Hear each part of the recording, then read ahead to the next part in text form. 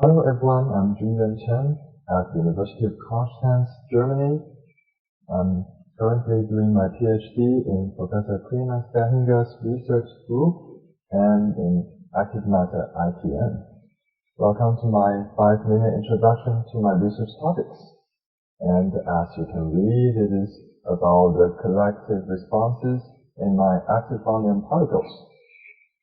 The collective responses, here we are talking about the famous animal collective behaviors responding to stimuli outside of the group.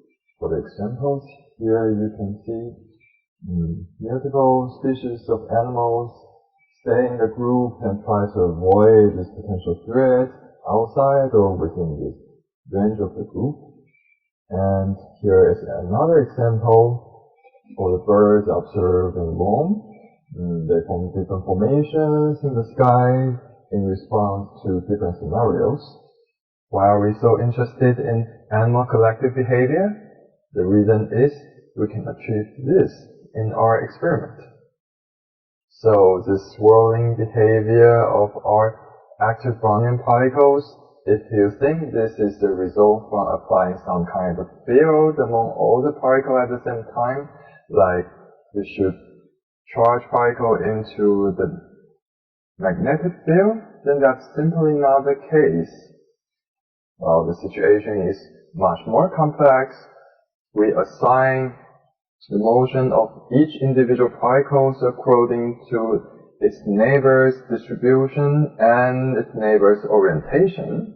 So each particle is responding to the other particles in the group, making the system more similar to the animal collective behavior like for this fish in the ocean. Well, so far they are only reacting to their group members, not yet to the outside world, but we will come back to this later for the collective responses to the outside stimuli. So, how does this work? Long story short, we have our active Brownian colloid system, where all particles could be driven by laser illumination. This system is taking the benefit from the nature of critical binary mixture and the inhomogeneous heating near our genus particle. We build up a movable optical tweezer system and illuminate each particle instead of tweezing them. And if we scan through all particles fast enough, we are equivalently driving all particles simultaneously in the larger time scale. We even develop different ways of driving mechanisms for different purposes, like for active Brownian motion, directional maneuver, and applying torque for rotating the particle. So this is how they work. Alright. Now we can get back to our collective responses. My current project is about how a group of swirling particles escape from the predator. So let's first look at the swirl.